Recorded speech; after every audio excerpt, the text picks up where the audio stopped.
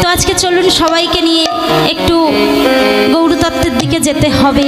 যার আনা হরিনামে মাতোয়ারা কলির যে 84 লক্ষ জনি ভ্রমণ করে সাধের এই দুর্লভ মানব জনম তেজোধ্যায়তে বৃষ্ণতে তানাং যজতে মখয় দা পরে পরিচর্যাং কলাউ তৎ হরিকীর্তন।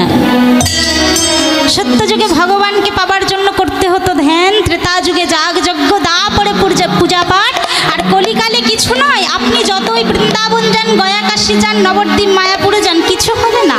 শেষের পাড়ের করি কি হয়, কাঁধে করে যখন নিয়ে যায় কি বলে, হ্যাঁ, আর খোল করো তাহলে কি বাজো, একটাই নাম, হরে কৃষ্ণ নাম, 16 নাম 32 অক্ষর, তাই তো?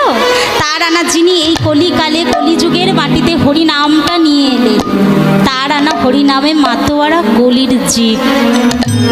তা চলুন একটু গৌরতত্ত্ব আস্বাদন করা যাক। শ্রীবাসের অঙ্গন।